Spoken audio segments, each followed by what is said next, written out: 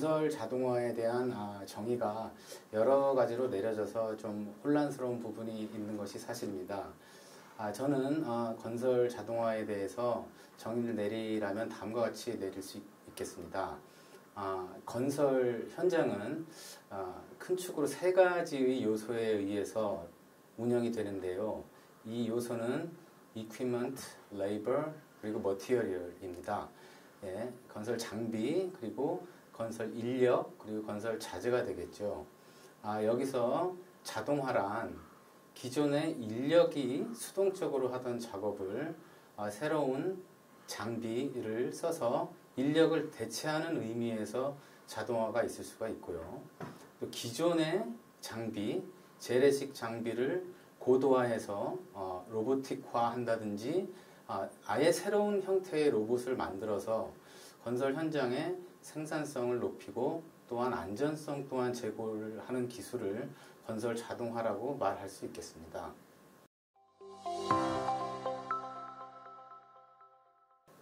네, 말씀드린 바와 같이 그 세 가지 요소에 의해서 건설 현장은 운영이 되는데요.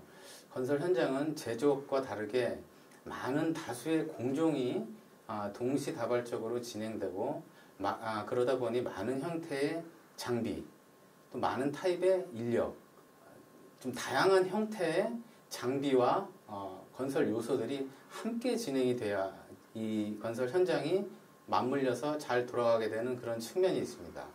여기에서 또 하나 말씀을 드릴 게 이제 건설 자동화 기술의 출현으로 말미암아서 다양한 레벨의 자동화 수준을 가지는 장비들이 함께 협업을 하는 상황이 되었습니다. 말씀드리자면은 아주 기존의 재래식 장비서부터 자율 장비까지 중간에 반자동 장비가 있을 것이고 무인 원격 장비들도 있을 것입니다. 그런 다양한 수준의 장비들이 모여서 다양한 공정을 헤쳐나가는 것이 건설 프로세스에서 필요한데요. 즉 이러한 집합체들을 체계적으로 운영을 할 수 있는 플랫폼 기술이 필요한데요. 이러한 지휘 체계를 가지는 플랫폼 기술을 건설 관제 기술이라고 부르고 말씀드린 바와 같이 자동화 기술의 출현으로 말미암아 이 건설 관제 기술의 필요성은 매우 높아지게 되었습니다. 네, 여러분 안녕하십니까? 오늘 현대엔지니어링 2021년도 스마트 기술 컨퍼런스에 건설 장비 자동화 및 관제 통합 기술이란 타이틀로 참여하게 된 한양대학교 건설환경공학과 서종원 교수입니다. 오늘 제가 발표드릴 내용의 목차입니다. 첫 번째로서 우리가 기계 로봇 소사이어티에서 흔히들 얘기하는 오토메이티드 시스템의 개념에 대해서 좀 알아보고요. 두 번째로 과연 제조업과 건설업에 있어서의 자동화가 어떤 다른 점을 가지는가, 이 점에 대해서 한번 알아보고, 세 번째로 국내에서 개발된 건설 로봇 사례를 동영상으로 보여드리겠습니다. 그 건설 로봇 동영상 이후에 4번, 5번, 6번은 현재 국내에서 개발되어서 현장에서 활용이 되고 있거나 혹은 현재 R&D 단계에 있는 건설 자동화 시스템 기술들에 대해서 설명을 드리겠고요. 마지막 7번째로 앞으로 건설 자동화의 방향이 어떻게 갈 것인가에 대한 부분에 대해서 이야기를 하고 오늘 제 발표를 마치도록 하겠습니다. 네, 첫 번째 오토메이티드 시스템의 개념이 되겠습니다. 오른쪽에 보시면은 그림이 나와 있고요. 왼쪽에 보시면은 autonomous driving이라 그래서 요즘 여러분들이 많이 들어봤던 자율주행 자동차의 단계, 자율화 단계 레벨 1에서부터 레벨 5까지. 예, 그럼 첫 번째로 오토메이티드 시스템의 개념에 대해서 말씀을 드리도록 하겠습니다. 예, 오른쪽에 보이는 그림은 기계 혹은 로봇 소사이어티에서 흔히들 쓰는 자동화 시스템에 대한 개념을 도식적으로 표현을 한 것입니다. 이 부분을 제가 좀 건설하고 비유를 하면서 어떻게 자동화 시스템이 구성이 되는지 설명을 해 드리도록 하겠습니다. 예, 우선 그림의 오른쪽을 보시면은 센서 액추에이터가 나오는데요. 요즘 IoT 기술 때문에 이러한 센서 액추에이터 같은 용어들은 여러분들에게 친숙한 상태라고 생각이 됩니다. 센서는 당연히 아시는 바와 같이 눈과 귀, 촉각의 역할을 하고, 액추에이터는 손과 발이 돼서 일을 하는 역할을 하게 되는데요. 우리 건설에서 살펴보면은 이제 액추에이터는 유압, 하이드롤릭 시스템 혹은 전기 모터에 의해서 구동이 되는 그 엔드 이펙터들, 로봇 매니플레이터의 팔 혹은 건설 장비를 보면은 굴삭기 앞단의 버킷이라든지 뭐 이런 엔드 이펙터 툴을 이야기를 할 수가 있겠고요. 이 인지된 감각을 기반으로 왼쪽에 보이시는 이제 오토노믹 매니저로 넘어가시죠. 그래서 그 인지된 감각을 기반으로 이 건설에서는 현장을 모니터를 하게 되고요. 그 현재 모니터된 현장에 대한 애널라이즈 해석을 하고 플랜을 내려서 결국 필요한 일을 건설 장비가 됐건 건설 로봇이 됐건 내리게 되는데요. 여기에서 보라색으로 표현된 애널라이즈 플랜 부분은 여러분들이 잘 아시는 건설에서의 디지털 기술인 빔 기술을 기반으로 리얼리티 캡처 3차원 원지반 형태를 모델링 한 다음에 빔에서 시공을 하고자 하는 타겟 모델을 서로 중첩을 시킨 다음 어떻게 일을 해야 될지 엑시큐션 플랜을 내리는 것을 말합니다. 자, 그리고 오른쪽 그림을 다시 보시면은 센서 액추에이터가 매니지드 엘리멘트와 같이 이제 표현이 되어 있는데요. 결국은 인지를 하고 액추에이터로서 건설 자재들을 다룸으로써 건설 현장을 이끌어 나가는 것이 결국 자동화 시스템, 건설에서의 자동화 시스템이라고 표현을 할 수가 있겠고요. 왼쪽을 보시면은 이를 오토노머스 드라이빙에 맞추어서 한번 표현을 해 보았습니다.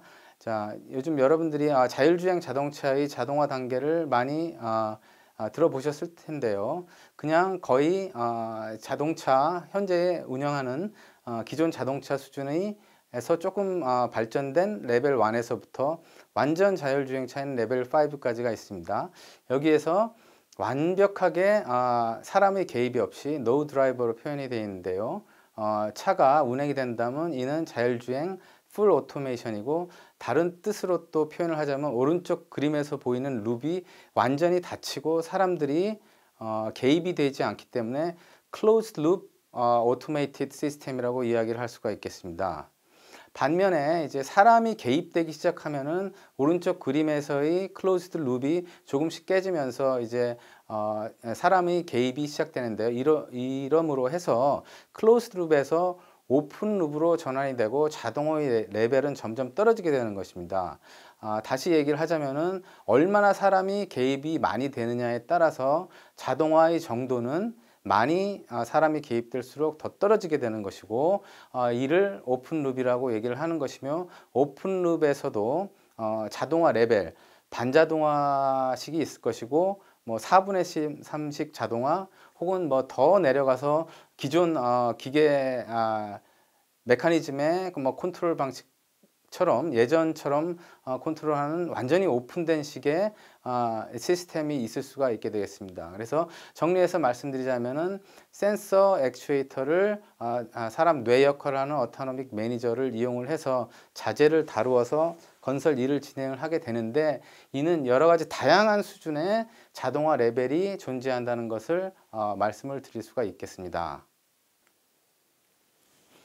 네, 이건 제가 예전에 쓰던 클래스 노트에서 가지고 온 건데요. 여기 이제 보시는 것처럼 manufacturing versus construction 해서 제조업과 건설업의 환경 차이를 한번 늘어놓았습니다. 첫 번째, weather. 잘 아시다시피 우리 건설업은 당연히 날씨에 노출이 되겠고요. 그 두 번째가 mobility. 우리 건설 현장은 한 곳에 머물러 있지 않고 계속 바뀌게 되죠. 거기서 이제 요구되는 모빌리티가 있겠고요. 통상의 제조업에 비해서 세 번째로 heavy loads and large dimensions에서 중량의 무게를 다루어야 되고 그 다루는 자재들도 사이즈가 큽니다. 물론 이제 거기에서 오는 이제 로보틱 디바이스라든지 이제 장비들을 새롭게 개발하는 데 있어서의 어떤 차이점이 이 세 가지에서 극명히 또 드러나기도 하지만 우리가 이런 세 가지의 차이점은 뭐 쉽게 생각해 볼 수 있는 부분이 되겠고요. 또 한 가지를 생각을 해보면 Uniqueness Project and Facilities라고 했는데 제조업 같은 경우에는 예를 들어 스마트폰, 핸드폰을 생각해 보면은 을 생산하는 공장에서 똑같은 형태의 핸드폰을 굉장히 많은 숫자를 반복적으로 생산을 하기 때문에 그것의 생산을 담당하게 하는 로봇의 디자인이나 로봇 오퍼레이션이 건설업에 비해서 당연히 쉬울 수밖에 없는 것이 말씀드린 것처럼 유니크니스, 건설 프로젝트는 동일한 형태의 시설물이 하나도 없습니다. 아무리 똑같은 형태의 그 아파트먼트라고 해도 하부 구조가 다르고 여러 가지 다른 그 컴포넌트들이 존재를 하기 때문에 제조업의 핸드폰 제작하는 식으로 똑같은 공정을 가지고 똑같은 로보틱 디바이스를 가지고 생산해낼 수 없는 어려운 점이 있습니다. 그래서 통상 우리 건설업을 3D, Dirty, Dangerous, Difficult한 작업이라고들 얘기를 하게 되지요. 그 다음에 하나 제가 점선으로 사각형으로 해서 이걸 추가를 했는데요.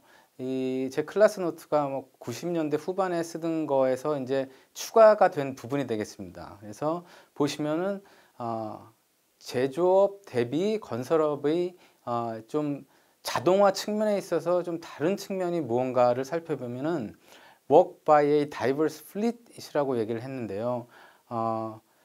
이 건설업은 제가 초반에 과연 자동화가 무엇인가, 관제 기술이 왜 필요한가 할 때 약간 대답을 해드렸던 것처럼 다양한 공정에서 다양한 형태의 장비 그리고 인력들이 동시다발적으로 투입이 돼서 서로 협업을 하면서 일을 만들어야 되는 특성이 있고요.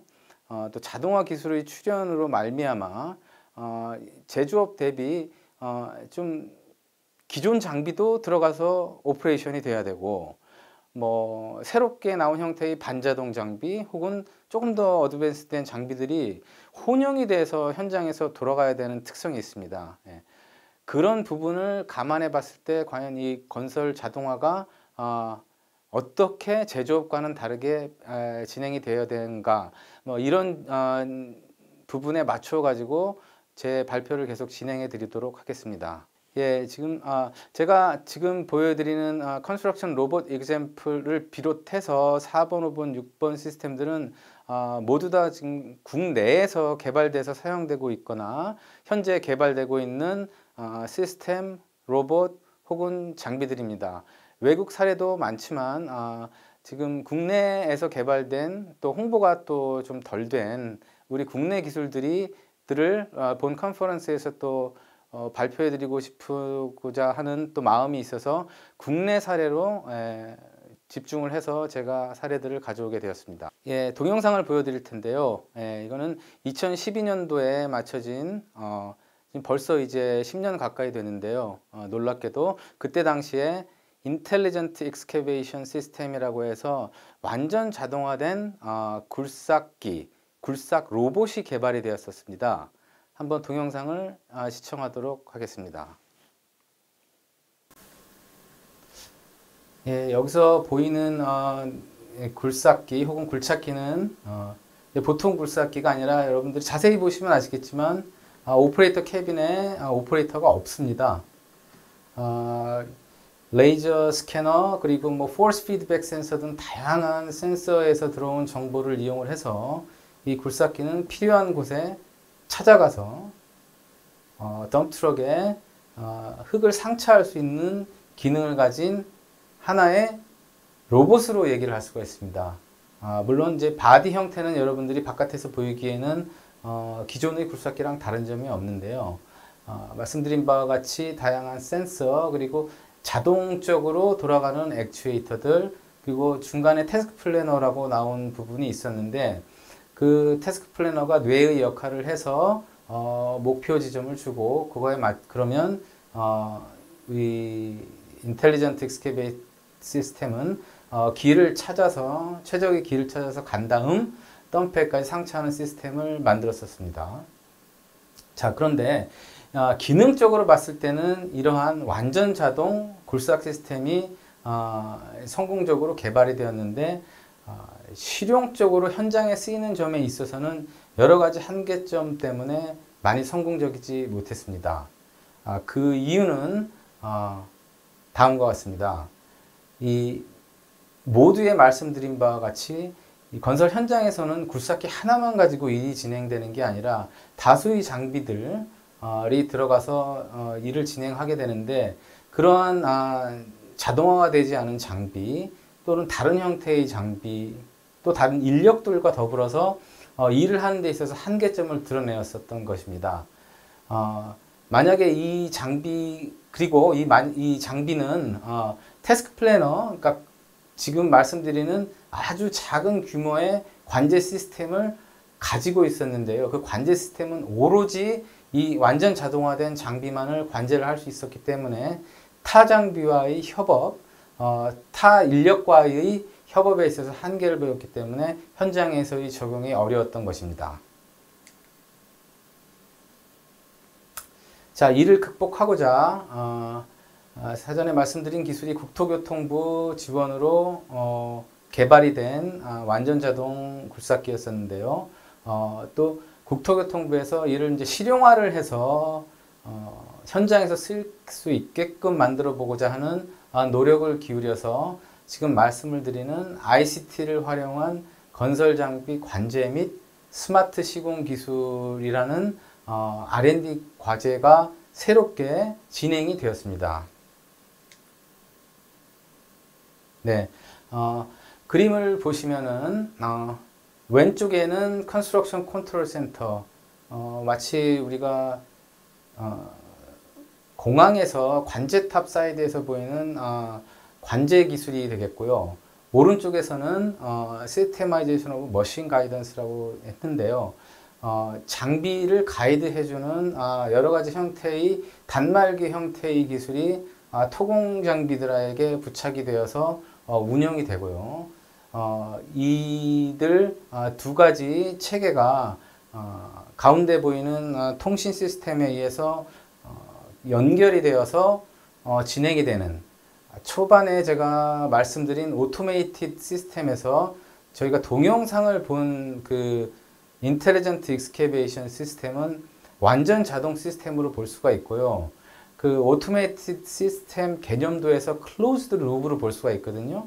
근데 여기 지금 여기 이 그림에서 보시는 건설 장비 관제 및 스마트 시공 기술을 보시면은 벌써 그림에 이제 사람이 보이듯이 오픈 룹이 되는 것입니다. 그래서 완전 자동이 아니라 반자동 시스템이 되는 것이고요. 특히 또 뭐 여기서 말씀드리는 게 지금은 이제 건설 시장에서 MG 머신 가이던스 테크놀로지에 대한 인지도가 많이 높아졌는데요. 이제 고정밀 GPS에 기반을 해서 이 오퍼레이터는 캐빈에 타서 운전을 하는데 별도의 외부 측량이 없이 내비게이터를 보면서 내가 할 일을 찾아가면서 할 수 있는 형태의 반자동 내비게이터, 건설장비 내비게이터 단말기가 되겠고요. 오히려 예전 시스템, 완전 자동 시스템에서 반자동으로 또 오픈, 루즈하게 이제 내려온 부분이 있습니다. 그래서 이러한 반자동 형태의 현장단의 장비 로봇을 전체적으로 지휘체계 컨스트럭션 컨트롤 센터에서 관제를 하면서 가는 식으로 R&D 이제 개발 목표가 토공 자동화에 있어서 바뀌었고 이것이 진행이 돼서 현장에서 쓰일 수 있을 만큼 좋은 결실을 맺게 되었습니다. 그래서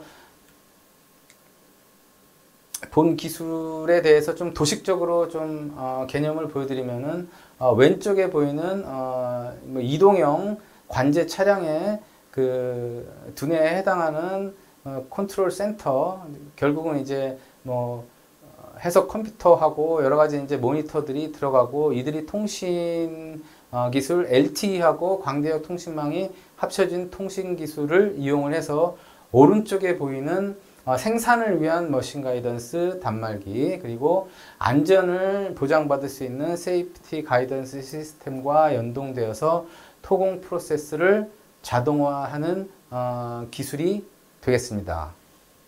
그래서 다음에는 여기에 품어져 있는 요소 기술들에 대한 조금 상세한 설명을 드리도록 하겠습니다. 우선 오토메이트 시스템의 센서 부분에 해당하는 하이브리드 스캐닝이 되겠고요. 여기서는 드론과 레이저 스캐너를 이용을 해서 광대역의 원지형을 스캔을 해서 3차원 모델을 구성을 하고요.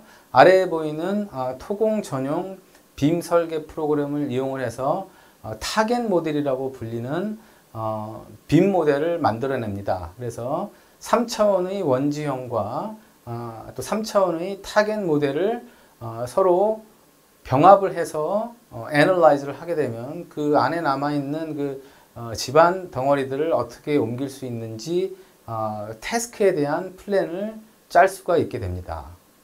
그래서 이를 하이브리드 스캐닝 및 빔 기술이라고 불렀고요.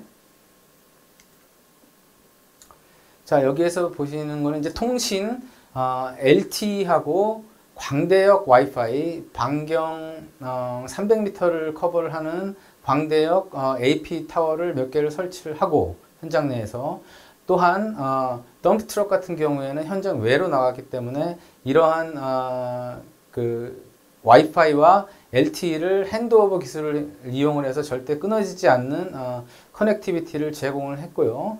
왼쪽 아래 보시는 그래서 통합 관제 프로그램에서 현장 내부의 굴삭기, 도저, 그레이더 등의 오퍼레이션에 대한 플랜과 모니터링이 가능하게 되었고요. 현장 내 외부에서 이동을 하고 작업을 하게 되는 덤프 트럭까지도 연결이 돼서 우리가 지금 많이들 알고 있는 마치 뭐 배달의 민족처럼 덤프의 흙 배달을 효율성을 높이고 전체적인 현장의 생산성을 시스템 생산성을 높일 수 있는 체계를 마련을 하였습니다. 예, 그 관제 플랫폼 기술의 이제 화면을 좀 보여주고 있는데요. 말씀드린 바와 같이 서버단에서 관제 플랫폼이 있고요. 이 단말기가 여러 형태의 장비에 들어가게 되는 거고, 지금 이제 사례로 덤프 트럭에 들어가는 내비게이터 및 GPS를 보여주고 있고요. 이는 서로의 양방향 통신을 이용을 해서 가지 말아야 할 곳에 간다면은 관제 센터에서 어느 정도는 자동화된 프로세스를 이용을 해서 가지 말라는 커맨드를 내려주고, 필요에 의하면은 이 오퍼레이터도 관제 센터에 그 상황을 리포트할 수 있는 그런 기능을 추가를 했고, 여기에서 또 이제 짚고 넘어가야 될 부분이, 우리가 건설 장비 한 대의 생산성은 파악하기가 쉬운데 결국 우리가 시스템 생산성이라고 하는, 예를 들어 1m3층의 흙을 성토를 하기 위해서 어떤 식으로 작업이 진행되냐면 경우에 따라 수 킬로미터 밖에 있는 토치장에서 굴삭기가 덤프에 실은 다음 그 덤프가 수 킬로미터를 이동을 해와서 A라는 도저 앞에 흙을 내려놓은 다음에 그 도저가 밀고 또 다른 굴삭기가 마무리 면을 작업을 하면서 결국 1제곱미터의 흙이 마무리까지 이어지는 어떤 시스템적인 특성을 가지고 있는데요.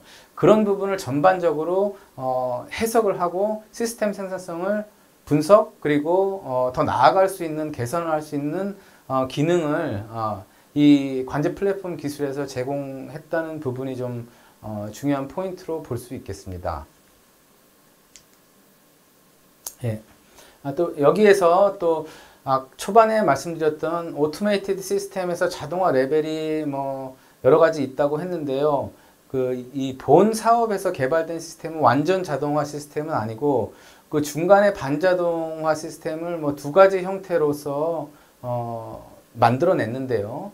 첫 번째는 그 MG라고 불리는 외부에서 별도의 측량 작업 없이 토공 작업을 내가 원하는 타겟, 굴삭면까지 진행할 수 있는 기술. 그런데 이 MG 기술은 오퍼레이터가 타고 단말기를 보면서 하게 됩니다. 그 레벨의 자동화 기술이 투입이 됐고요. 또한 무인 원격 조종 기술, 유사하게 오퍼레이터가 들어가긴 하지만 보신 바와 같이 조종 레버에 대한 레버를 자동으로 원격으로 멀리에서 조종을 할 수 있는 로보틱 디바이스를 부착을 함으로써 오퍼레이터 캐빈에서 오퍼레이터를 빼내서 관제 차량에 탑재해서 혹은 사이드에서 위험할 경우에 현장이 사이드에서 장비를 운용을 할 수 있게끔 할 수 있는 기술이 두 가지 형태의 오픈룹 형태의 자동화 기술이 투입이 되었습니다. 그럼 IoT 기술이 되겠습니다. 안전 부분하고 환경 부분이 굉장히 중요한 건설 프로세스에서 고려 요소가 되는데요. 이 관제 플랫폼은 직접적인 생산을 하는 장비를 포함을 하고 그 이상으로 안전, 예를 들어 사람과 장비와의 얼마나 프록시미티, 가까이 있는가, 그리고 위험한 곳에 사람이 가 있는가, 그러니까 오퍼레이터 헬멧에, 레이버 헬멧에 그런 위치 파악 시스템이 부착이 되어 있고요. 그 외에도 환경적으로 봤을 때 어떤 유해한 요소들이 현장에서 발생되고 있지 않는가, 이런 부분들을 IoT 기술을 통해서 망에 올리고 그 망을 통해서 결국은 이 관제 플랫폼에서 이러한 부분까지 통합 관제를 할 수 있는 식의 기술이 형성이 되었습니다. 예, 그래서 4번 ICT를 활용한 건설 장비 관제 및 스마트 시공 기술에 대해서 말씀드렸고요. 이 건설 자동화 기술은 2017년도, 18년도에 마무리가 되어서 현재 기술형 입찰, 이제 큰 공사들이죠. 뭐 많이는 아니지만은 수십 군데의 큰 현장에 국토부 LH 그리고 수자원공사, 도로공사 현장에 투입이 돼서 현재 자동화 시공을 해내고 있습니다. 예, 그 다음은 5번이 되겠고요. LH공사 스마트시티 건설에서의 통합 관제 시스템이 어떻게 현재 적용되고 있는지 한번 알아보도록 하겠습니다. 네, 그럼 5번째로 LH공사 스마트시티 건설에서의 통합 관제 시스템 그리고 건설 자동화 기술에 대해서 알아보도록 하겠습니다. 지금 말씀드리는 관제 그리고 자동화 기술은 앞으로 개발이 되어서 들어갈 기술이 아니라 지금 현재 개발이 다 되어서 이제 10월 말부터 이 관제실이 오픈이 돼서 직접적으로 운영이 될 그러한 기술임을 말씀을 드리고요. 여러분 이제 스마트 시티에 대해서는 잘 아시리라고 생각이 됩니다. 근데 이제 스마트 시티라 하면은 시티의 운영적인 측면에 있어서 여러 가지 이제 자동화된 모니터링, 그거에 대한 시티를 운영을 함에 있어서의 어떤 지능을 가진 액션 부분, 이런 부분을 보통 이제 스마트 시티 기술을 얘기를 하는데요. 스마트 건설이라 하면은 그러한 스마트 시티를 조성함에 있어서 그 시작이 이제 건설이라고 우리가 얘기를 할 수가 있겠고요. 이번에 LH가 세종의 행복 도시의 5-1 생활권의 스마트 시티의 출발점은 스마트 건설이라는 캐치프레이즈를 가지고 이러한 통합 관제 시스템 그리고 건설 자동화 기술을 투입을 해서 시범 운영을 현재 하고 있습니다. 예, 보시는 것처럼 아랫단에 스마트 건설 정보 통합 관제실이 9월 말에 완성이 되었고요. 보시는 바와 같이 우측에 자동화된 굴삭기 및 특이하게 생긴 무버라고 하는 자율주행 시스템이 들어가 있고요. CCTV 그리고 드론 영상을 가지고 이들이 건설정보 통합관제센터에 들어가서 스마트 건설 프로세스를 모니터링, 관리 감독을 하게 되고요. 보시는 바와 같이 통신은 이제 LTE에서 벗어나서 이제 5G 원격 기술이 또 투입이 됐고요. 이전 그 ICT 관제 기술에서 말씀드린 바와 같이 친환경 그리고 안전 관련된 센서들이 투입이 돼서 전체적으로 관제 센터에서 이 스마트 건설 시스템을 운영을 하게 되는 식의 그림을 그렸고 10월 25일 10월 말에 아마 개막식을 가지는 것으로 알고 있습니다.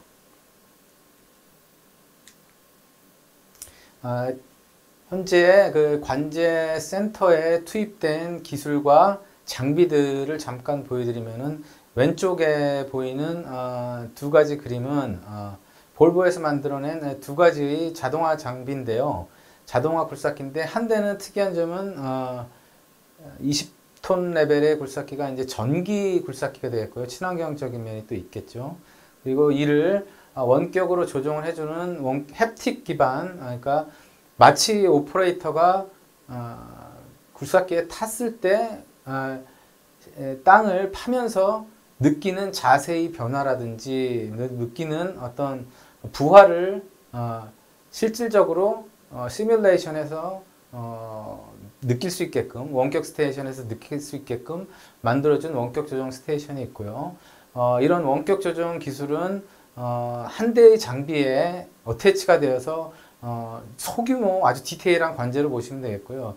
이들이 오른쪽에 보이는 결국 관제센터 원격 화면으로 또한 전송이 되어서 말씀드린 대로 그 관제센터의 고유 기능인 집합 체계, 군에 대한 건설 프로세스를 지휘할 수 있게끔 관제 시스템이 구성이 되어 있습니다.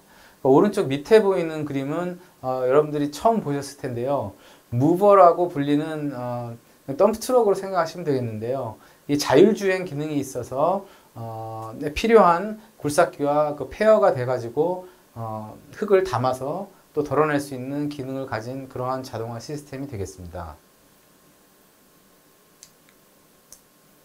예, 4번, 5번을 보면은 단지 특성, 토공 특성을 가지는 그러한 건설 현장에서의 자동화 기술과 통합 관제 시스템에 대해서 말씀을 드렸고요. 6번, 빌딩, 건축물 건설 자동화에 있어서의 R&D가 현재 국내에서 어떻게 진행되고 있는지 또 간략히 설명을 드리도록 하겠습니다. 예, 과기부의 지원을 받아서 경북대학교에서 지능형 건설 자동화 연구센터가 수립이 되었고요. 이 지능형 건설 자동화 연구센터에서는 로봇 기반 소인수 시공 및 건설 관리 기술을 개발을 하고 있습니다. 근데 이 스트럭처를 보시면은 앞서 말씀드렸던 건설 장비 자동화하고 관제 기술하고 유사하게 구조가 되어 있고요. 당연히 모두에 말씀드렸던 오토메이티드 시스템이 그 구성을 가지고 변화를 주면서 갈 수밖에 없기 때문에 그러한 오토메이티드 시스템의 구성 체계를 가지고 있는 것이 사실입니다. 첫 번째로 보면은 관제 특성을 가지는 지능형 건설 관리 기술이 있겠고요. 건설 관리를 무인화하고 자동화하고 센서에 해당하는 UAB, UGB를 통해서 무인 정보를 수집을 하고요. 로봇 같은 경우에 페인팅 로봇, 그리고 소규모의 골조 시공 자동화 로봇, 그리고 뭐 미장 로봇 등이 개발이 되었고, 이 그룹에서 이제 장비 자동화에서 토공, 양중, 그리고 스마트 카트, 그리고 웨어러블 로봇 등의 장비 인력 생략화 기술이 개발이 현재 되고 있고요. 또 빌딩 건설을 위해서 자동화 건설 후에 체크를 하고 넘어가야 될 품질이나 환경 부분이 또한 자동화가 돼 가지고 1그룹, 2그룹의 기술과 마찬가지로 짝이 되어 가지고 돌아가는 세 가지 형태의 오토메이티드 시스템 개념에 기반한 빌딩 건설 자동화 R&D가 수행이 되고 있습니다. 그리고 7번, 그리고 퓨처 디렉션이라고 표현을 했는데요. 앞으로 어떤 모양을 가지고 건설 자동화가 이루어질 것인가, 현재 어떻게 움직이고 있고 결국은 어떻게 갈 것이고 어떤 것이 바람직한 부분인지 말씀드리고 오늘 제 발표를 마치도록 하겠습니다. 예, 또 국토교통부에서는 스마트 건설 사업을 약 1년 반 전에 시작을 해서 지금 현재 수행이 되고 있고요. 이 스마트 건설 사업 같은 경우에는 앞으로 남은 R&D 기간이 남은 기간이 더 많기 때문에 퓨처 기술로 구분을 해서 제가 말씀드리고 있는 것이고요.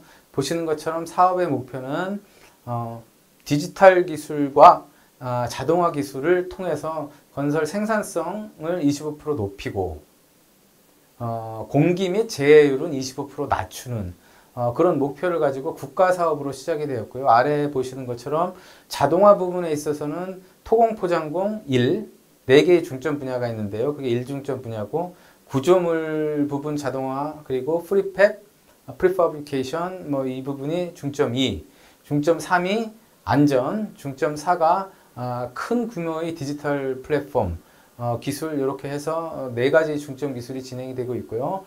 지금 제가 참여하고 있는 토공 포장공 분야의 자동화에 대해서 또 말씀을 드리고 오늘 발표를 마치도록 하겠습니다. 예, ICT를 활용한 관제 기술 및 스마트 시공 기술이 확대가 되고 좀 고도화가 됐다는 부분이 이 스마트 건설 기술이 가지는 더 나아간 점이고 다른 점이라고 할 수가 있겠습니다.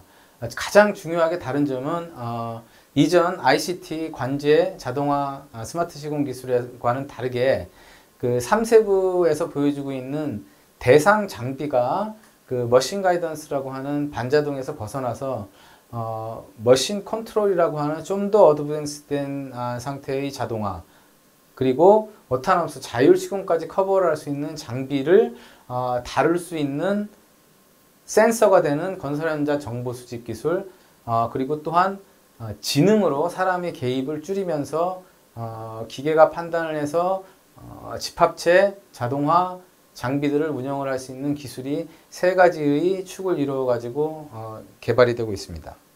이를 좀 각자 말씀드리면은 포인트적으로 보면은 장비가 움직여야 될 최적 경로 생성 그리고 그 경로대로 일을 하고 있는지 이런 부분에 대해서 모니터링을 하고 새롭게 계획을 내주는 부분 어떠한 장비, 어떠한 자동화 레벨의 장비를 어디에 어느 시기에 투입할지 인공지능으로 파악하는 기술 그리고 고정밀 그 GPS에서 벗어나서 와이파이 기술 및 통신 UWB 기술에 기반을 한 측위 기술의 개발 이런 것들이 새롭게 좀 자동화 기술을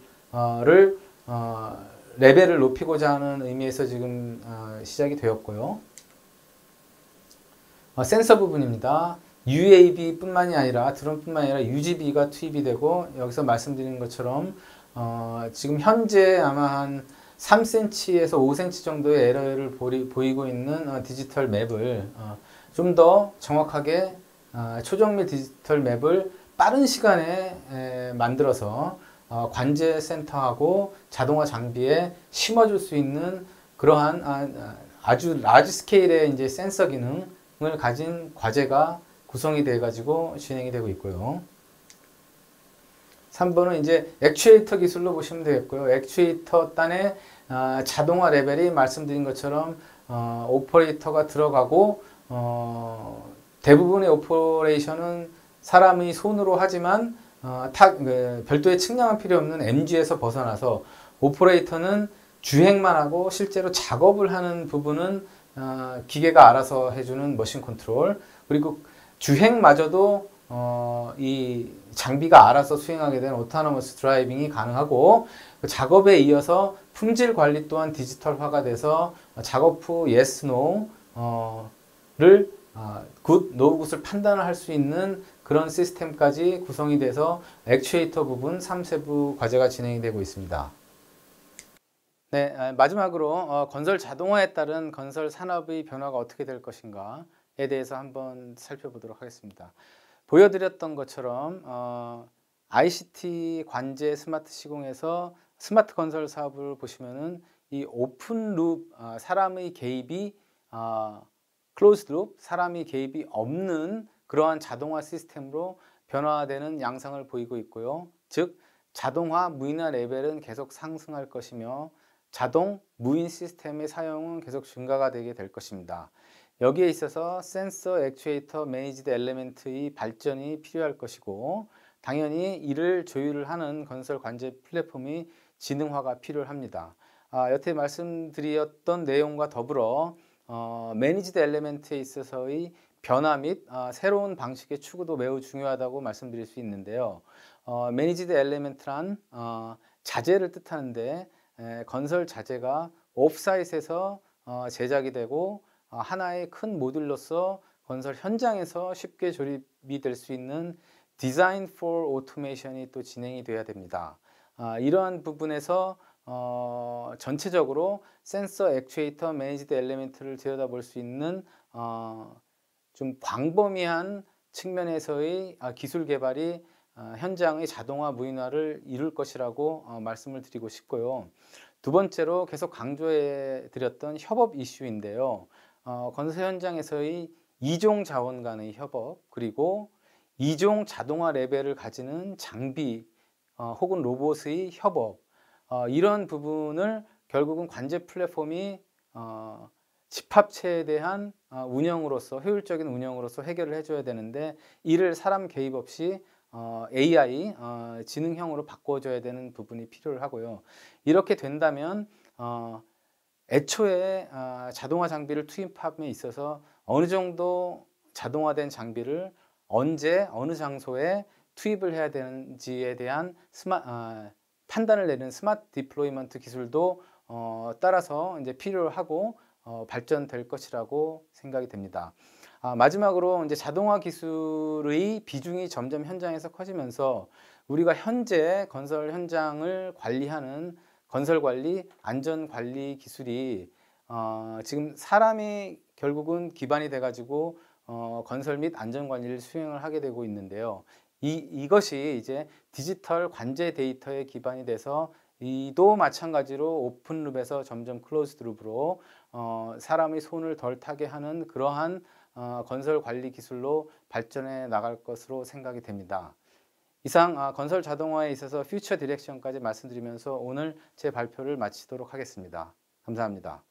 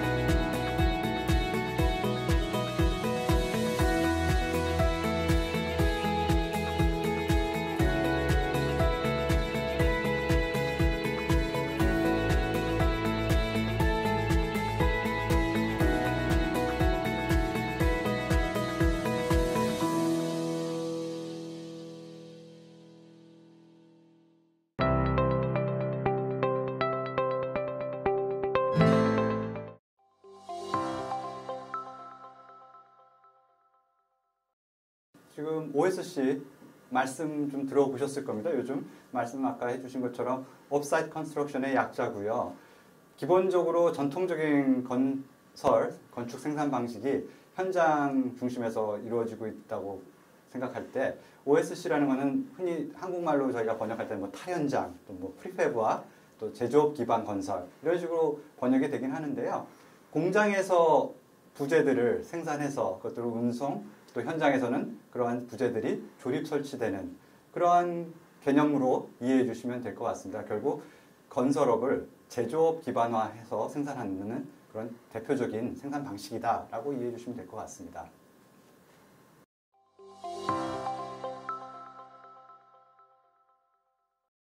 네, OSC 말씀 아까 드린 바와 같이 기존의 현장 중심의 생산 방식에서 공장에서 많은 생산이 이루어지고 있기 때문에요. 현장과는 다르게 통제될 수 있는, 관리될 수 있는 그런 공장 조건 하에서 제품들이 생산되고 있기 때문에 품질이 굉장히 고도화될 수 있고요. 또 현장에서 토공사와 기초공사가 진행되는 동시에 또 골조라든지 여러 건축 자재 부품들, 시스템들이 같이 생산되고 있기 때문에 당연히 공기 절감의 효과도 얻을 수 있습니다. 또한 현장에서 일어나고 있는 많은 위험 작업들의 요소가 줄기 때문에 또 건설업에서 항상 문제화되고 있는 안전 사고에 대한 중대재해에 대한 그런 위험도 굉장히 줄일 수 있는 그런 효과가 크고요. 또한 무엇보다도 이 공장 제조화되는 그런 과정에서 저희는 이 OSC에서는 그 공사 초기 단계에 많은 계획이 필요하고 또 데이터들이 생성되는 데이터들이 설계 단계에서부터 제작, 또 운송, 시공 단계까지 그런 데이터들이 계속 활용되고 공유되고 같이 사용돼야 되기 때문에 그런 어떤 산업의 디지털화를 이끌면서 고도화될 수 있는 그러한 또 장점들을 들 수 있을 것 같습니다. 네, 안녕하십니까. 2021년도 현대 엔지니어링 스마트 기술 컨퍼런스에서 OSC 기반 건설 생산 패러다임 혁신이라는 주제로 발표를 하게 된 이화여대 건축도시 시스템공학과의 이준성 교수입니다. 오늘 이처럼 의미 있는 자리에 초청해 주신 현대 엔지니어링 관계자께 감사의 말씀을 드리면서 제가 오늘 강의를 시작해 보도록 하겠습니다. 제 주제는 오늘 보이시는 바와 같이 OSC 기반 건설 생산 패러다임 혁신이라는 주제입니다. 키워드를 보시면 OSC가 눈에 띄실 거고요. 또 생산 패러다임 혁신이라는 그런 키워드들을 가지고 제가 오늘 말씀을 드릴 텐데요. OSC라는 말씀은 요즘 그 단어들은 요즘 많이 들어보셨을 거예요. 말 그대로 업사이트 컨스트럭션의 약자로서 과거의 현장 중심의 건설 생산이 아닌 공장 제작 중심의 새로운 제조업화하는, 건설의 제조업화하는 그런 방식이라고, 시도라고 이해해 주시면 될 것 같고요. 오늘 한번 제가 책임자로서 진행하고 있는 OSC 연구단 소개도 후반부에 드릴 거고요. 그 전에 과연 이러한 OSC가 왜 요즘 이렇게 요구되어지고 있는지 또 관심을 갖고 되어 있는지 그 배경에 대해서 두 챕터로 한번 설명을 드리도록 하겠습니다. 먼저 제 소개를 간단하게 드리겠습니다. 저는 말씀드린 바와 같이 이화여대 공과대학 건축도시시스템공학과와 또 대학원에 개설되어 있는 빅데이터 분석학 협동과정의 교수로서 재직하고 있고요. 저는 사실은 현대 엔지니어링과 이제 공유점 또는 어떤 인연들을 좀 생각해 봤는데요. 사실 저는 현대건설에서 제가 한 6년 정도 근무를 했었고요. 학사, 석사 끝나고 나서 회사 생활을 하고 나서 이제 좀 남들보다 뒤늦게 다시 해외에 가서 공부를 시작한 그런 경험을 갖고 있습니다. 그러다 보니까 오늘 이 현대 사옥에서 녹화를 하게 되는 또 감회가 좀 남다른 것 같습니다. 그래서 제가 오늘 발표를 준비하면서 제 옛날 이렇게 자료들을 좀 정리해 봤어요. 전 94년에 사실은 회사에 입사를 해서 한 6년 정도 근무를 했었는데요. 95년도에 12월에 두 번째 현장을 가서 이제 본 여러 가지 그 서류들이 있더라고요. 그래서 보면서 시간이 많이 지나갔구나. 그리고 또 과연 그 당시 한 25년 전에 또 제가 근무하던 시점이랑 건설 현장이 또 어떻게 건설 현업이 어떻게 또 바뀌었는지 또 안 바뀌고 계속 있는 것들은 무엇인지 그런 것들을 한번 되돌아볼 수 있는 그런 또 계기가 되었던 것 같습니다. 네, 본격적인 강의에 들어갈 텐데요.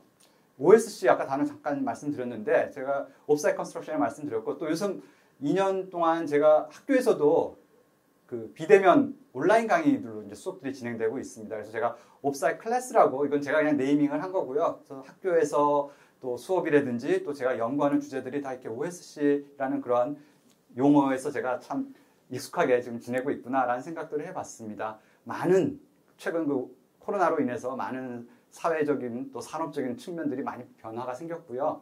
또 과연 이런 변화 속에서 우리 또 건설업은 어떠한 선제적으로 대응을 하고 또 거기에 잘 새로운 길을 모색해서 또 발전하는 길로 나가야 될지 그런 것들을 한번 여러분들과 공유하는 시간을 오늘 가졌으면 합니다. 말씀드린 바와 같이 오늘 제 강의는 두 개의 파트로 구성될 겁니다. 첫 번째 파트는 포스트 코로나 시대 건설산업의 뉴 노멀이라고 그래가지고 아까 말씀드린 것 같이 지금 OSC가 지금 부각되고 있는데 이러한 우리 산업의 사회, 산업과 사회의 변화가 어떤 것들이 영향을 주고 있는지 그런 배경들을 좀 살펴볼 거고요. 두 번째 파트에서는 건설산업 미래 혁신을 위한 대응 전략이라는 소주제로서요. 또 OSC 정의 및 분류, 또 국내외 동향 사례를 좀 소개해 드릴 거고요. 또 제가 지금 연구 책임자로 있는 OSC 연구단에 지금 진행 사항들을 공유하면서 이러한 노력들이 현재 우리 국내에서도 진행되고 있구나라는 것들을 살펴보실 수 있는 그런 시간을 가지도록 하겠습니다. 네, 첫 번째 파트로 넘어가면서요. 좀 뭐 건설 산업의 이제 우리 과거와 현재 그리고 앞으로의 미래에 대해서 한번 고민을 좀 해보는 슬라이드를 넣었습니다. 뭐 아시다시피 저희 60, 70년대에 굉장히 건설이 국가산업의 기간산업으로서 또 해외에서 굉장히 많은 외화를 또 벌어들임으로써 국가가 성장할 수 있는 굉장히 기반을 마련했었죠. 그러다가 또 80년대, 90년대 되면서는 또 주택 200만 원 건설이라든지 여러 SOC 투자 확대를 통해서 국가 기간 산업으로서 굉장히 큰 역할을 해왔었습니다. 또 GDP 대비 20%에 달하는 그런 건설 투자 비중이 또 있었었고요. 그런데 이제 사실은 2000년대 넘어들면서 사실은 뭐 해외 건설에서의 여러 사업성의 악화라든지 뭐 여러 요인이 있겠습니다만 또 저희 선도 기술이 좀 선진국에 비해서 좀 열의에 있었던 것도 있고 또 후발 개도국들이 굉장히 노동비에 따라 어떤 경쟁력을 갖고서 저희들에게 도전함으로써 저희가 굉장히 좀 애매한 넛크래커라고 그러잖아요. 좀 중간 단계에서 굉장히 애매한 위치를 했던 상황에 처해 있었었고요. 그럼 지금 이제 요즘 들어서 특히 포스트 코로나 시대를 이제 맞이한다는 요즘 들어서 과연 건설업이 지금 우리가 맞닥뜨리고 있는 이 위기에 대해서 어떤 식으로 대응하고 또 우리의 역할을 자리매김할 건지 그런 고민이 필요한 시점이 아닌가라는 생각을 하고 있습니다. 한번 저희 경쟁력, 건설산업의 경쟁력을 한번 살펴볼 텐데요. 건설기술연구원에서 10년 동안 이제 계속 이러한 꾸준하게 이러한 평가를, 우리 글로벌 경쟁력을 평가를 해오고 있는데요. 사실 저는 이러한 지표에 의해서 경쟁력 평가하는 거에 대해서 약간 그 세부 지표 항목에 대해서 좀 아쉬운 부분들이 있긴 합니다. 이게 적절한 지표인지, 이게 적절한 평가인지 그런 부분들이 있지만 이 추세는 좀 중요한 것 같아요. 그래서 저희가 2016년에 6위 정도, 평균적으로 한 6위 정도, 종합적으로 6위 정도까지 스스로 평가했다가 지금 매년 그 경쟁력이 떨어지고 있는, 저하되고 있는 것들을 보면 이 추세가 뭔가 원인이 뭔가 있을 것이다. 그리고 그것들에 대한 산업 전반적인 그런 흐름이 계속 하향세가 있다라는 것들은 좀 의미 있는 그런 수치가 아닌가 그런 생각을 하고 있습니다. 요즘 최근에 코로나라는 단어를 하루에 몇 번 정도 들으시는 것 같습니까? 수십 번 또는 수백 번이라도 지나친 강조가 아닐 것 같은데요. 과장이 아닐 것 같은데요. 산업통상자원부에서 2020년에 코로나의 변화 및 또 대응 과제에 대해서 정리를 한 바 있고요. 건설업도 이와 같은 변화에 굉장히 위기에 처해 있기도 하고 또 변화에 압박을 받고 있기도 합니다. 그래서 이러한 코로나19 여파로 언택트 문화가 확산됨에 따라서 저희 건설업도 이제 비대면과 무인화 기술에 대한 필요성이 커지고 있는데요. 따라서 탈현장 현상이 가속화될 것으로 전망은 되고 있습니다. 건설 산업을 다시 한번 보시면요. 최근 발표된 그린 뉴딜 핵심 과제라든지 디지털 혁신 핵심 과제를 보시면요. 지금 국토부가 고민하고 있는 내용들이 많이 담겨져 있죠. 근데 그 해결책이라든지 또 극복 방안으로서 OSC가 많이 언급되고 있습니다. 그래서 기존 어떤 전통적인 건설 생산 방식을 한계를 벗어나서 이제 뭔가 새로운 변화, 또 혁신 이러한 부분들을 견인할 수 있는 그런 어떤 방안으로서 OSC가 굉장히 부각되고 있다라고 같이 봐주시면 좋을 것 같고요. 사회 환경과 근로 형태를 한번 살펴보면요. 지금 기능 인력이 고령화됨에 따라서 그 부족분을 외국인 근로자들이 뭐 많이 충당해온 부분들이 사실인데, 그러다 보니까 여러 가지 저숙련화라든지 또 커뮤니케이션의 어떤 미스에서 오는 안전사고 증대라든지 그런 문제점들이 고질화되고 있고요. 또 최근에 들어서 52시간 근무제라든지 레미콘 8호제라든지 또 최저임금제 시행 등으로 인해서 사업 환경이 굉장히 변화되었습니다. 또 요새 또 굉장히 관심을 받고 있는 ESG를 보시면 환경이라든지 또 지속가능한 발전에 대한 요구를 건설업도 굉장히 많이 그 압박을 받고 있는데요. 그런 것들을 어떤 대안을 제시하는 데 있어서 건설업이 굉장히 고민이 커지고 있는 상황이라고 보실 수 있을 것 같고요. 기능 인력 부족이라든지 그 저숙련화 아까 말씀드렸는데 이것들은 사실은 어제 오늘의 얘기는 아니고 그 질적인 양적인 문제에 있어서 항상 고질화돼서 지적되고 항상 그런 문제점으로 맞닥뜨리고 있는데요. 특히 새로운 신진 인력이 유입되지 않고 있어서 또 굉장히 산업 자체가 고령화되고 있고요. 또 지속적으로 어떠한 산업의 동력이 좀 저하되고 있는 그런 상황으로 보시면 될 것 같고요. 또 그런 많은 수적인 그런 양적인 그런 부족 부분을 외국인 근로자로서 많이 충당했었는데, 뭐 아시다시피 지금 최근에 코로나 사태로 인해서 이런 노동인력 이동이, 노동시장의 그런 이동이 원활치 않아서 이러한 문제점들이 더 가중화되고 있는 시점입니다. 또 하나 또 좀 봐주셔야 될 게, 맥킨지 보고에 따르면 우리나라의 이 노동 생산성이, 건설업 노동 생산성이 선진국 대비 절반에 또 못 미치는 경우도 발표되고 있습니다. 아마 현업에서 지금 현장에서 작업하시는 많은 또 우리 엔지니어들은 이게 무엇을 시사하는지 좀 잘 알고 계실 것 같습니다. 또 코로나 아까 잠깐 언급을 했었지만 새로운 아주 산업뿐 아니라 사회 전반적인 변화가 좀 커지고 있습니다. 향후 비대면이나 유연 근무제와 같은 다양한 근로 형태가 도입될 거로 보고 있는데요. 시도되고 있고요. 근데 건설업은 아시다시피 아무래도 그 생산 프로세스의 어떤 특성상 이러한 비대면이라든지 그 유연 근무제로 극복하는 데 있어서 좀 어려움이 있어서 그런 대안들에 대한 모색이 더 아주 절실하게 요구되고 있는 그런 시점이라고 생각이 되고 있습니다. 이 장표는요, 몇 년 전에 테드에서 그 예일대학교의 필립 번스타인 교수가 발표한 자료인데요.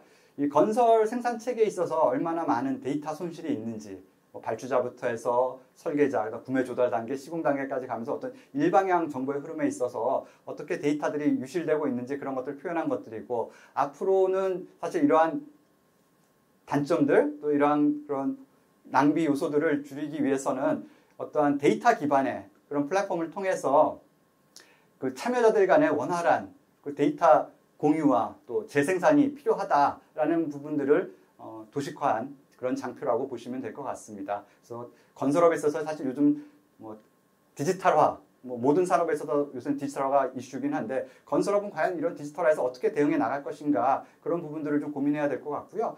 뒤에서 설명드리겠지만 이 OSC로의 어떤 생산 패러다임 전환이 이런 건설 산업을 디지털화해서 고도화하는 데 있어서 아주 적합한 그런 사업 방식이다, 생산 방식이다라고 생각이 되고 있어서 그런 것들을 한번 같이 고민해 보도록 하겠습니다.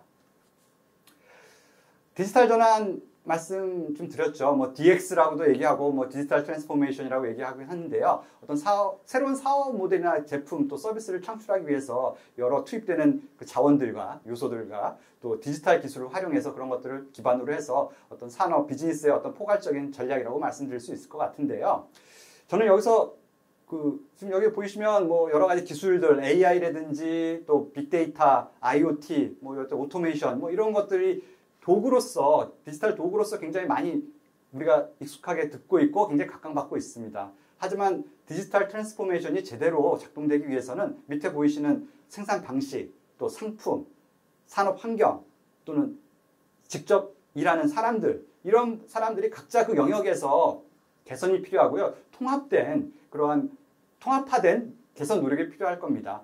단순하게 우리가 디지털화 한다고 해서 단순하게 어떤 프로세스를 자동화한다든지 거기에만 함몰되어 있어서는 원래 디지털 전환이 목적으로 하는 그런 어떤 생산성 제고라든지 아니면 생산의 합리화라든지 그러한 혁신성을 저희가 얻을 수 없을 거고요. 여기 상품이라고 되어 있는 것들도 그 제품이 됐던 아니면 서비스가 됐던 또 산업 환경이라 하면 그런 전반적인 사회 제도라든지 여러 인프라들, 그리고 사람이 직접 참여한 사람들의 어떤 의식이라든지 일하는 방식이 같이 개선되고 그런 변화를 같이 공유해야지만이 이러한 디지털 트랜스포메이션이 목표로 하는 그런 혁신을 우리가 성과를 얻을 수 있을 것이다 라고 생각이 들고 있고요. 그래서 건설업도 요즘 굉장히 디지털화에 대한 요즘 스마트 건설이라는 이름으로도 될 수도 있고 또 뭐 AI 기반의 또 건설 또 기술 개발이라든지 이런 요소들이 키워드들이 많이 요새 좀 떠오르고 있는데요.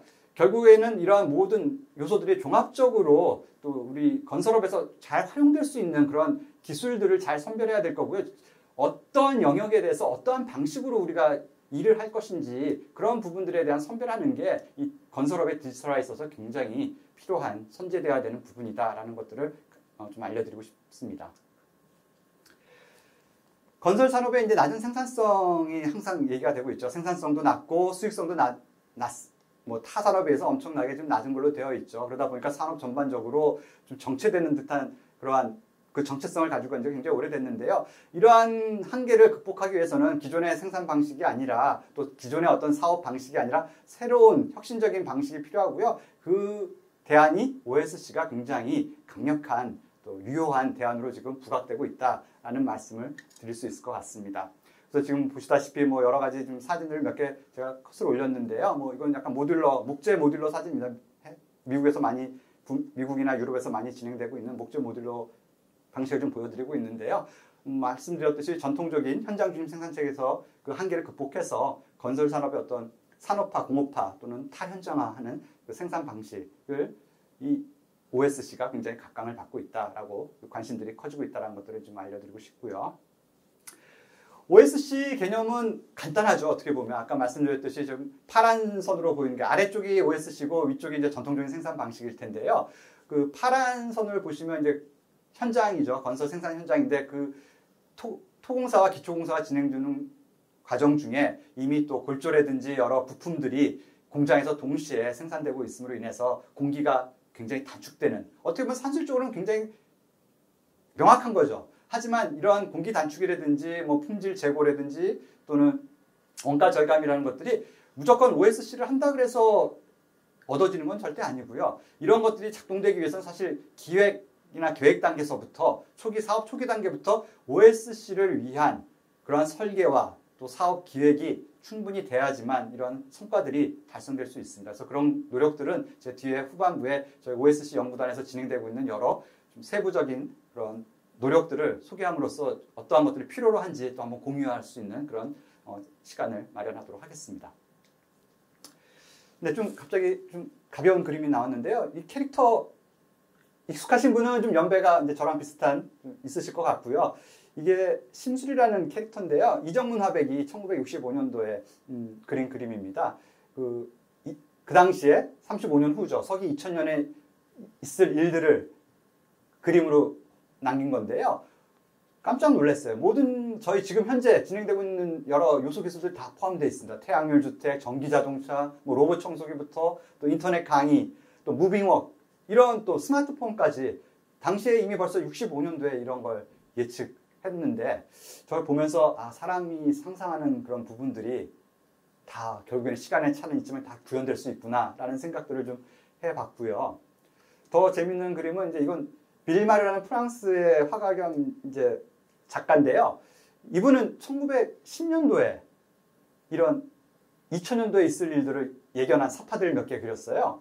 좀 오른쪽 위에 보시면 좀 킥보드 같은 거죠. 개인용 모바일 그런 것도 보여주고 있고 또 옷 재단을 누르면 저절로 그 재단한 것들이 옷으로 만들어지는, 저는 약간 3D 프린팅이랑 비슷한 개념이라고 생각이 들기도 했고요. 또 아래쪽에 보시면 마이크에 대고 얘기하면 수화기 같은 데 얘기하면 타이핑도 해주고 일들이 진행되는, 어떻게 보면 AI 스피커 같은 개념이라고. 근데 저는 이분의 사파 중에서 시리즈 중에서 제가 재밌게 봤던 사파는 이 사파입니다.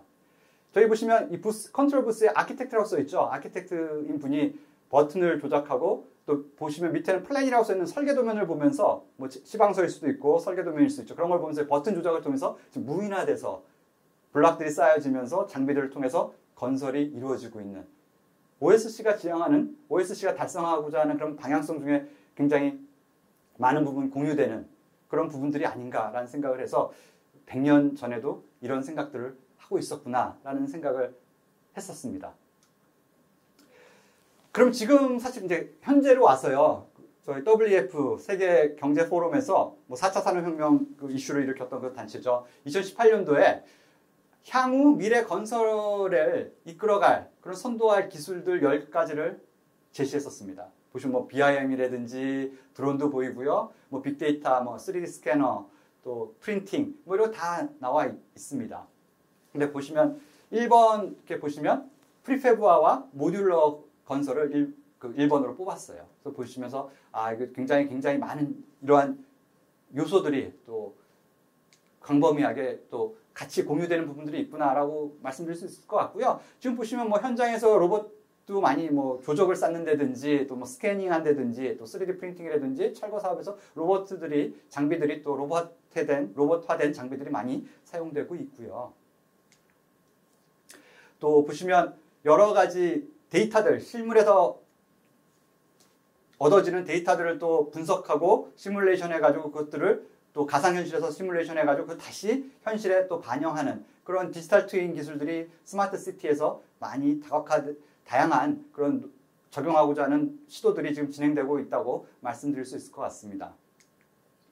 또 AR, VR 같은 경우도 뭐 안전교육이라든지 또 현장 건축 등에서 굉장히 많이 이미 그 실용화할 수 있는 그런 단계로 가기 위한 노력들이 진행되고 있고 또 많은 스타트업 기업들이 또 건설에 맞는 그런 여러 가지 응용 기술들을 제시하고 있는 그런 상황이라고 보실 수 있을 것 같습니다. 네, 이제 두 번째 파트로 건설산업 미래혁신을 위한 대응 전략이라는 소주제로 다시 한번 설명을 드리도록 하겠습니다. 여기서는 OSC 정의 및 분류와 또 국내외 동향들 그리고 또 아까 말씀드린 바와 같이 제가 연구 책임자로 있는 국내 연구단, OSC 연구단이 어떠한 일들을 지금 진행하고 있는지 그런 것들을 소개해 드리도록 하겠습니다. 최근 들어서 코로나 이전부터 저희 4차 산업혁명의 큰 소용돌이가 이제 건설산업도 예외가 될 수는 없었을 텐데요. 이제 초연결성과 초지능성으로 대표되는 어떤 미래사회 변화에 있어서 과연 건설산업은 어떻게 대응해야 될 것인가 그런 고민들이 많이 시작됐었고요. 저는 이제 그것들을 이 세 가지 키워드 산업화, 인더스트리얼라이즈드, 또 통합화, 인테그레이티드, 또 지능화, 인텔리전트라는 이 세 가지 그런 큰 범주 안에서 우리 건설 산업이 고도화돼야 된다라는 것들을 알려드리고 싶고요. 그러한 관점에서 보시면 첫 번째 산업화를 보시면 지금 말씀드렸던 탈현정화라든지 또 생산에 있어서 표준화라든지 또 여러 가지 공급사슬, 서플라이 체인의 최적화라든지 그걸 지원하기 위한 여러 요소 기술 개발이 필요할 거고요.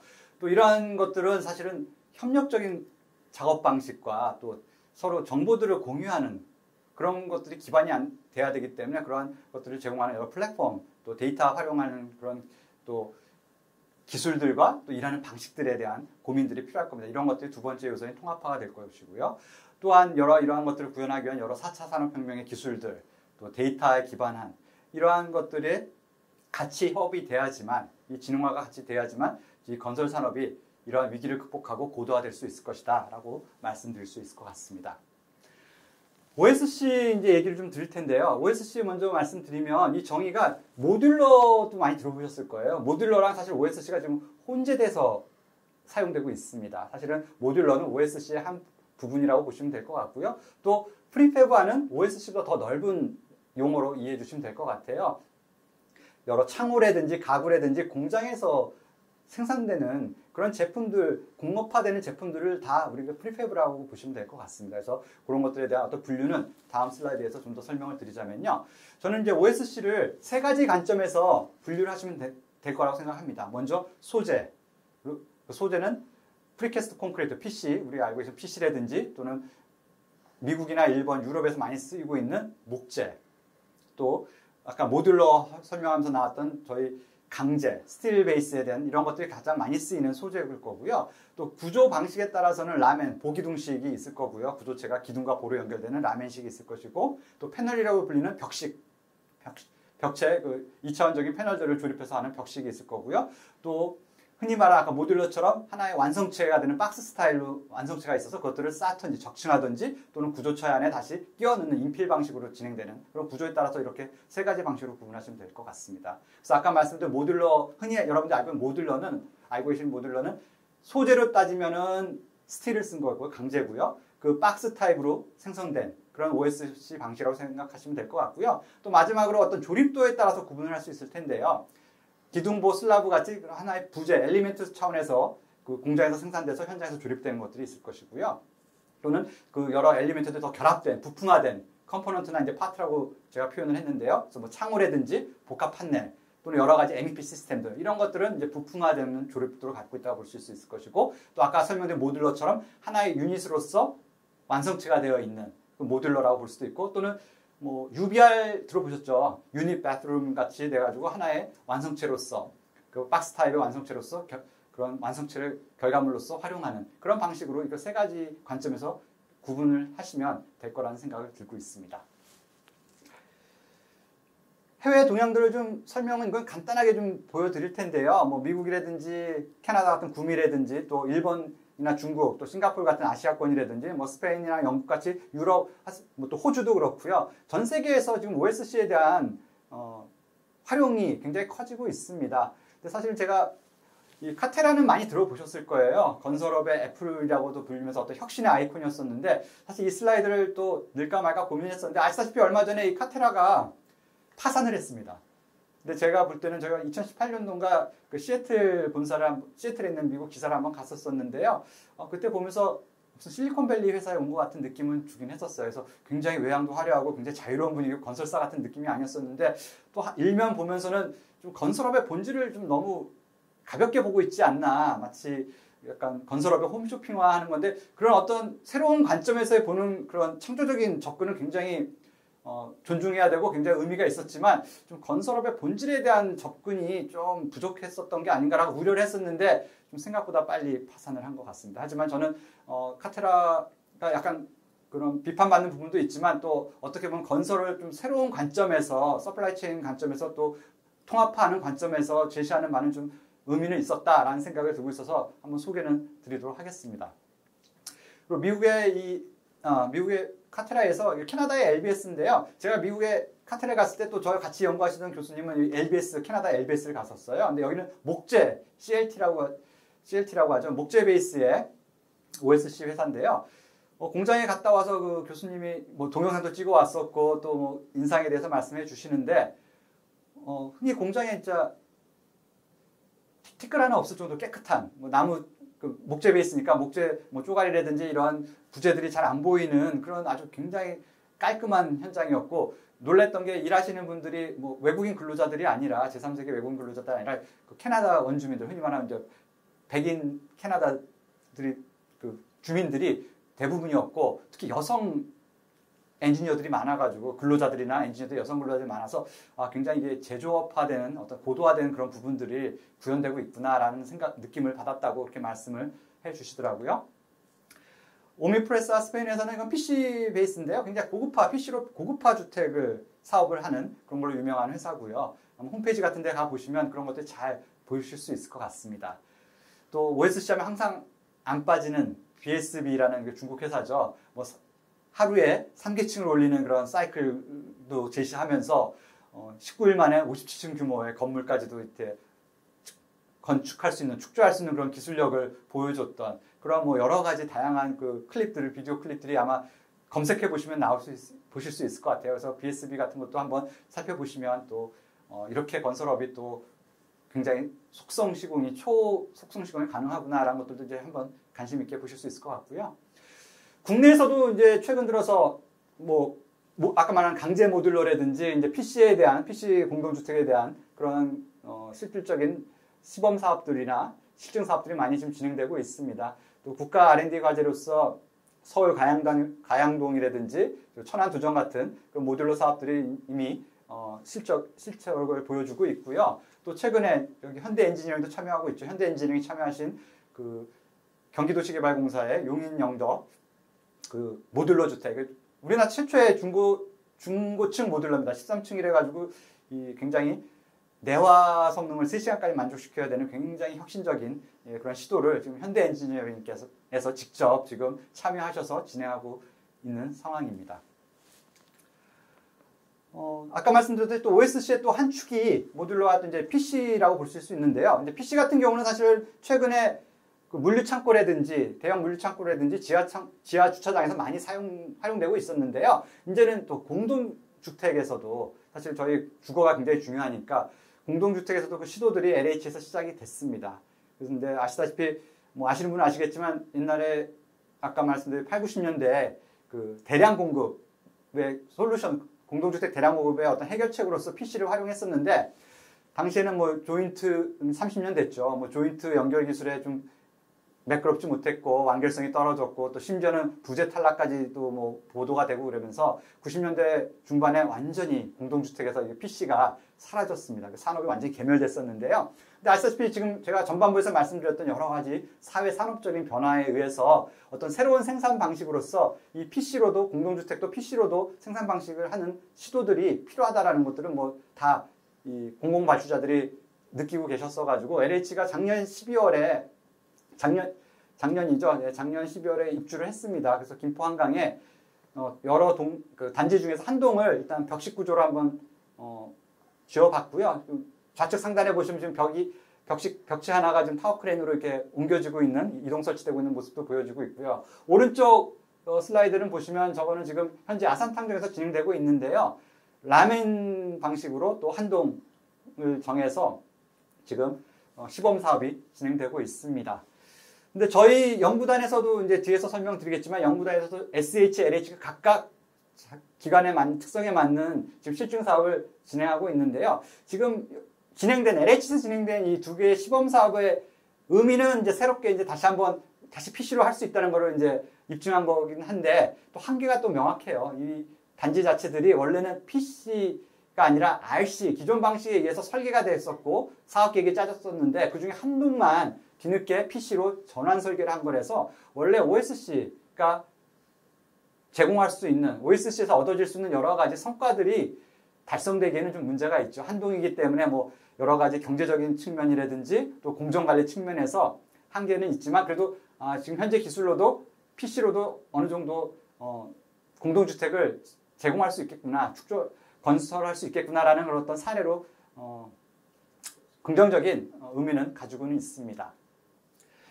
이제 결국 이제 마지막으로 저희가 과연 이제 제가 책임자로 있는 OSC 연구단에서 어떤 일들을 하고 있는지 이런 OSC의 새로운 공동주택에서 새로운 어떤 도약과 확산을 위해서 어떠한 일들이 진행되고 있는지 그런 내용들을 좀 전달해 드리고자 합니다. 과제 제목을 보시면 OSC 기반 공동주택 생산 시스템 혁신 기술 개발이라는 저희 과제로서 연구단이 좀 수행되고 있고요. 그 대상을 보시면 저희 건물 아까 말씀드린 OSC 분리해서 말씀드렸지만 재료로 따지면 PC 프리캐스트 콘크리트를 소재로 쓰고 있고요. 또 구조 방식으로 따지면 라멘조 또는 벽식 구조를 지금 대상으로 좀 연구가 진행되고 있습니다. 그리고 좀 중요한 부분 중에 하나가 실증 사업을 해야 되지 않습니까? 그래서 LH, SH가 그 실제의 발주자로서 참여를 해서 본인 기관의 특성에 맞는 그러한 실증 사업들을 수행하기 위해서 종합적인 연구단 전체에서 여러 연구기관들과 협조해가면서 종합적인 그러한 노력들을 성과물들을 만들어가고 있다라고 이해해 주시면 될 것 같고요. 구성을 보시면 저희 굉장히 많은 기관이 참여하고 있어요. 연구기관만 하더라도 24개 기관이 참여하고 있는데요. 뭐 얼핏 이렇게 살펴보시면 설계사무소도 있고요. DA그룹 같은 설계사무소도 있고 또 아이스트 같은 구조 엔지니어링 회사도 있고요. 또 PC 서플라이어들도 당연히 들어와 있고요. 또 건설기술연구원 같이 제도 정책 기반을 제공하는 기관도 들어와 있고요. 또 보시면 가장 아까도 말씀드린 중요한 부분들 하나가 발주자가 공공발주자가 직접 참여해서 본인이 필요로 하는 실증 사업을 수행하기 위한 그런 것들을 주도적으로 진행하고 있다라고 보시면 될 것 같고요. 이 기관이 굉장히 많이 참여하고 있는 이유는 아까 말씀 OSC라는 게 이게 단순하게 요소 기술 하나만 발전돼 가지고는 이게 확산되고 정착되기가 어렵기 때문에 다양한 그 전체 건설 생산에 있어서의 그런 서플라이 체인에 있어서 생산 체계에 있어서의 그 다양한 기관들이 다 같이 참여해서 같이 협업을 해 가면서 최종적인 목표를 달성하기 위해서 같이 정보를 공유하고 협력해가는 체계가 중요합니다. 그래서 저희 기관들은 굉장히 다양한 기관들이 같이 참여하고 있다라고 봐주시면 될 것 같습니다. 또 기관들이 많다 보니까 총 3개의 세부 과제로 구성되어 있는데요. 1세부를 보시면 주로 엔지니어링과 설계 쪽과 관련된 그러한 분야에서 연구들이 진행되고 있고요. 또 2세부를 보시면 쪽은 공장과 현장, 시공 현장에 대한 그리고 또 그런 또 정보를 계속 같이 공유할 수 있는 플랫폼을 구축하는 그러한 연구들이 2세부에서 진행되고 있고요. 3세부에서는 여러 가지 OSC를 확산하기 위한 여러 인프라적인 제도 정책은 물론이고 교육 프로그램이라든지 또 여러 가지 품질관리 인증 제도라든지 그런 부분들에 대한 연구들이 진행되고 있고 이러한 모든 기관들 각 세부에서 진행되는 것들은 아까 말씀드린 바와 같이 LH와 SH의 실증 사업을 구현하기 위한 그리고 향후 더 OSC가 확산되기 위한 기반을 구축하는 데 굉장히 많은 관심과 노력을 기울이고 있다라고 말씀드릴 수 있을 것 같고 좀 더 세부적인 내용은 뒤에서 좀 더 설명을 드리도록 하겠습니다. 그래서 성과물들을 좀 보시면 1세부에서 아까 제가 설계 엔지니어링 부분이라고 말씀드렸지 않습니까? 첫 번째 워킹 그룹을 보시면 토지주 LH와 이제 아주대학교가 같이 그 실증 사업을 위해서 여러 계획도 세우고 종합적인 수행을 하고 있고요. 또 앞으로 장기적인 사업 성과 평가 체계도 같이 개발하고 있다고 보시면 될 것 같고요. 두 번째 오른쪽에 상단에 있는 두 번째 워킹 그룹은 보시면 여기는 설계와 관련된 표준화된 모듈과 그 기반한 표준화한 모델을 또 개발하기도 하고 거기에 따른 활용할 수 있는 BIM 기반의 라이브러리를 구축하고 있기도 하고요. 또 구조적인 그 아이스트가 굉장히 PC 경험이 많은 그런 구조 엔지니어링 회사인데 같이 설계도 같이 참여를 하고 또 그 광운대학교의 역할을 보시면 설계사무소와 구조 엔지니어링 회사들과 같이 협업하면서 DFMA라고 들어보셨을 거예요. Design for Manufacture and Assembly 해가지고 생산과 시공을 염두에 둔 어떤 설계 체크할 수 있는 그런 리스트들을 제공해서 설계자들과 또 엔지니어들이 그런 전반적인 제작과 시공을 염두에 두는 그런 계획을 할 수 있게끔 하는 그런 지침들을 좀 개발하고 있고요. 한국 콘크리트 학교 같은 경우는 아시는 분은 아시겠지만 이 PC와 관련된 구조 기준이 93년이 마지막 개정이었습니다. 그래서 국가 기준이 표준화될 수 있는 국가 기준이 없기 때문에 지침이 없기 때문에 그러한 성능이라든지 또 구조 품질 확보를 위한 여러 가지 기준이라든지 지침을 개발하고 있고요. 네 번째 그룹에는 보면 이제 시공사라든지 PC 서플라이어들이 이제 주로 활동하고 계신데요. 여러 가지 주거 성능 확보를 하고 또 생산성을 높일 수 있는 그런 요소 기술들을 개발하고 계세요. 그래서 보시면 바닥 차음 성능이라든지 단열 성능에 대한 것들도 같이 여기서 다루어지고 있고요. 적정 최적화한 설계를 개발하고 있고요. 또 보시면 누수라든지 또 옥탑층의 건식화, 또 아까 언급해드린 화장실을 모듈 유니트화해서 좀 거의 품이 많이 들어가지 않습니까? 그래서 그런 것들의 좀 생산성을 높일 수 있는 현상에서 OSC를 활용해서 생산성을 높일 수 있는 그런 연구들이 진행되고 있다고 보시면 될 것 같습니다. 이 세부에서는 공장과 현장에 대한 통합 관리를 하고 있고 또 플랫폼을 개발하고 있다고 말씀드렸는데요.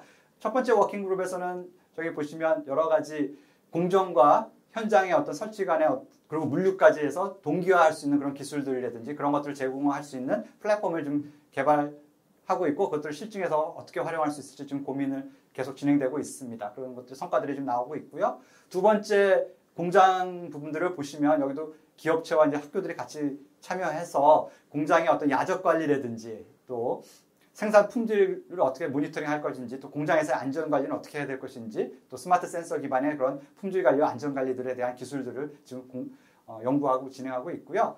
세 번째 그룹을 보시면 이제 제가 현대 엔지니어링 이제 그래서 좀 색깔을 좀 하이라이트를 했는데요. 여기는 시공 현장에 대한 또 시공 품질을 제고하고 여러 가지 4차 산업 기술들 뭐 품질 체크를 한다든지 또 시공 정밀도를 확보할 수 있는 그런 방안들 또 통합화된 공장에서 통합화돼서 현장까지도 연결되는 어떤 품질 관리에 대한 것들 그런 데이터 기반의 품질 관리 그런 개발들이 연구들이 지금 진행되고 있습니다. 네 번째 SH공사 같은 경우는 또 LH 실증 사업과 특성이 좀 다릅니다. LH 같은 경우는 이제 흔히 말하는 공동주택 단지형 공동주택이 될 거고요. SH는 도심지에 소규모 부지의 도심지에서 어떤 복합 개발하는 그러한 특성을 가지고 있는 그런 SH만의 특성을 보여주고 있는 그런 실증 사업들을 구현하기 위해서 고민들을 지금 같이 하고 계십니다. 3세부 같은 경우는 말씀드렸듯이 어떤 이 OSC를 확산하기 위한 인프라 구축, 제도 정책적인 인프라 및 뭐 교육 프로그램이라든지 또 적정 공기라든지 적정 공사비에 대한 기초 데이터들을 만들어서 활용할 수 있게끔 하는, 발주자가 활용할 수 있게끔 하는 그런 기준들을 만들고 하고 있고요. 또 품질 관리, 공장에 대한 품질 관리에 대한 어떤 인증제도 시스템에 대한 어떤 초안들을 지금 만들어가고, 또 산업계라든지 또 여러 학계의 의견들을 지금 취합해서 좀 우리나라에 맞는 적정한 어떤 인증 시스템들을 지금 구축하고자 하는 노력들이 진행 중이다라고 말씀드릴 수 있을 것 같습니다. 이제 제가 마무리할 또 시점이 됐네요. 이제 제가 아까 95년 12월 슬라이드로 시작했는데, 지금 이제 2021년 10월에 이제 우리가 어떤 상황일지 한번 되짚어 보면요. 뭐 팀 쿡이라든지 마크 저커버그 같은 사람이 얘기했습니다. 과거로 포스트 코로나, 이제는 사실 위드 코로나라는 얘기를 더 많이 쓰는데요. 과거로 다시 회귀하지는 않을 거다.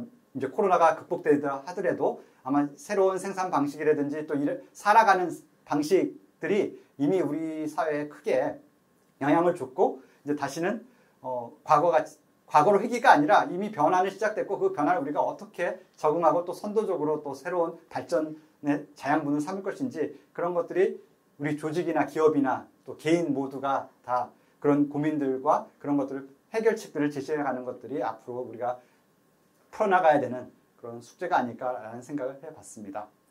네, 오늘 제가 이런 자리에서 또 여러분들과 이렇게 건설 산업에 대한 변화를 같이 되짚어보고 또 앞으로 발전 방향을 한번 OSC라는 화두로서 한번 여러분들에게 공유해봤습니다. 앞으로도 많은 또 이 아까 말씀드린 OSC라는 게 한 부분이 개선되고 발전돼서는 성과를 얻을 수 있는 게 아니라 전체적인 어떤 전체 산업이라든지 전체 사회적인 관점에서, 여러 관점에서 다각화되는 다양한 관점에서 같이 발전해야 되는 부분들이, 어떤 산업의 생태계가 잘 활성화돼야 되는 부분들이 있습니다. 그러니까 같이 이러한 노력에 어디든 조언해 주실 부분들, 의견 있으시면 저희 연구단에 주시면 담아서 또 앞으로 이 건설 산업의 고도화를 위해서 같이 노력하는데 좀 힘을 얻을 수 있을 것 같습니다. 예, 끝까지 경청해 주셔서 감사합니다.